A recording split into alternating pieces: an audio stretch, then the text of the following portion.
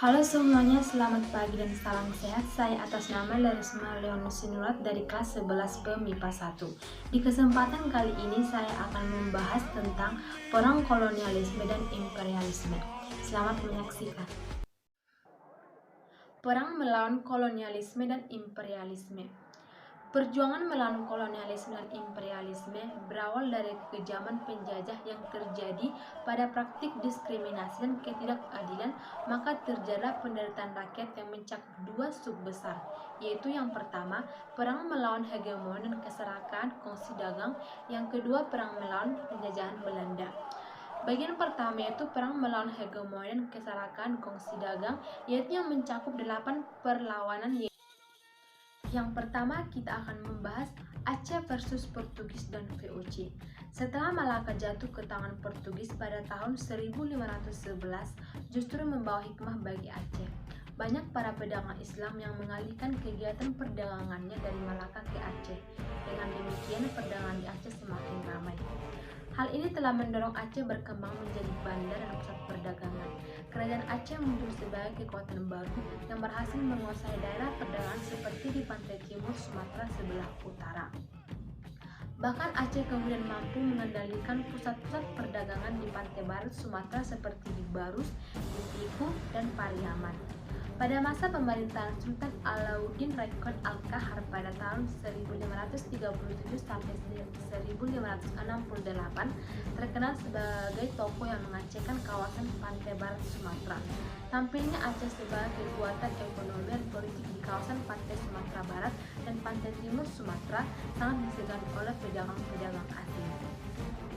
Aceh harus minta izin kepada Aceh. Perkembangan yang begitu pesat dipandang oleh Portugis sebagai ancaman. Oleh karena itu, Portugis berupaya untuk menghancurkan Aceh. Pada tahun 1523, Portugis melancarkan serangan ke Aceh. Kembali Portugis tahun berikutnya melancarkan serangan ke Aceh. Beberapa serangan Portugis ini mengalami kegagalan. Portugis terus mencari cara untuk melamakan posisi Aceh sebagai pusat perdagangan. Kapal-kapal Portugis selalu mengganggu kapal-kapal dari Aceh dimanapun berada.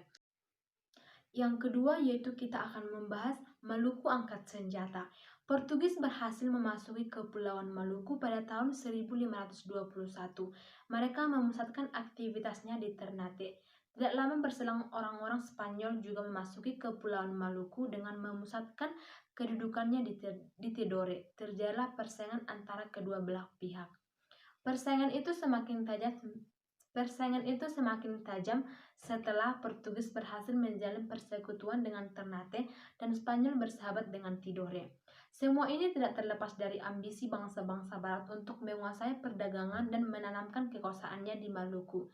Mereka sering memanfaatkan kelemahan kaum pribumi, termasuk memanfaatkan intrik-intrik yang membuat perpecahan di lingkungan istana. Pada tahun 1529 terjadi perang antara Tidore dan melawan Portugis. Penyebab perang ini karena kapal-kapal Portugis menembaki junjung dari Banda yang akan membeli cengkih ke Tidore. Tentu saja Tidore dapat menerima tindakan armada Portugis. Rakyat Tidore angkat senjata. Terjadilah perang antara Tidore melawan Portugis. Dengan kemenangan, Portugis menjadi semakin sombong dan sering berlaku kasar terhadap penduduk Maluku. Upaya monopoli terus dilakukan. Maka wajar jika sering terjadi letupan-letupan perlawanan rakyat. Sementara itu, konflik dan persaingan antara Portugis dan Spanyol di Maluku ini harus diakhiri. Perjanjian damai dilaksanakan di Sarangosa pada tahun 1529.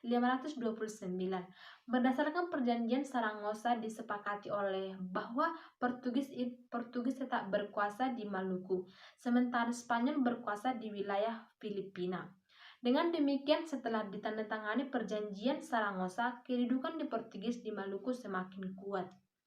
Kedudukan Portugis juga sangat mengancam kedaulatan kerajaan-kerajaan yang ada di Maluku. Melihat kesewenang-wenangan Portugis ini, pada tahun 1565 muncul perlawanan rakyat Ternate di bawah pimpinan Sultan kolonial Portugis. Portugis mulai kewalahan dan menawarkan perundingan kepada Sultan Kerun dengan pertimbangan kemanusiaan, serta Sultan Kerun menerima ajakan Portugis. Pada saat perundingan sedang berlangsung, Sultan Kairon ditangkap dan dibunuh. Tindakan yang dilakukan Portugis kala itu sungguh kejam dan tidak mengenal peri kemanusiaan. Yang ketiga, yaitu perlawanan Banten. Banten memiliki posisi yang strategis sebagai bandar perdagangan internasional. Oleh karena itu, sejak semula Belanda ingin menguasai Banten, tetapi tidak pernah berhasil. Akhirnya, VOC membangun bandar di Batavia pada tahun 1619. Terjadi persaingan antara Banten dan Batavia memperebutkan posisi sebagai bandar perdagangan internasional. Oleh karena itu, rakyat Banten sering melakukan serangan-serangan terhadap VOC. Pada tahun 1651, Pangeran Surya naik tahta di Kesultanan Banten. Ia adalah cucu Sultan Abdul Mufakir Mahmud Abdul Karim, anak dari Sultan Abdul Malik Ahmad yang wafat pada 1650. Pangeran Surya bergelar Sultan Abu Alfat Abdul Fattah. Sultan Abu Alfat Abdul Fattah ini lebih dikenal dengan nama Sultan Ageng Tirtayasa. Ia berusaha memulihkan posisi Banten sebagai bandar perdagangan internasional sekaligus menandingi perkembangan VOC di Batavia. Beberapa kebijakannya misalnya mengundang para pedagang Eropa lain seperti Inggris, Prancis, Denmark, dan Portugis. Sultan Ageng Tirtayasa juga mengembangkan hubungan dagang dengan negara-negara Asia seperti Persia, Bengola, Siam, Tonkin, dan Cina. Perkembangan di Banten ternyata sangat tidak disenangi oleh VOC. Oleh karena itu, untuk melemahkan peran Banten sebagai bandar perdagangan, VOC sering melakukan bikait. Sebagai balasan, Sultan Ageng mengirimi beberapa pasukannya untuk mengganggu kapal-kapal dagangan VOC dan menimbulkan gangguan di Batavia. Akibatnya, hubungan antara Banten dan Batavia semakin memburuk. Menghadapi serangan pasukan Banten, VOC terus memperkuat kota Batavia dengan mendirikan benteng-benteng pertahanan seperti benteng Noordwijks. Dengan tersedianya beberapa benteng di Batavia, diharapkan VOC mampu bertahan dari berbagai serangan dari luar negeri mengusir para penyerang tersebut.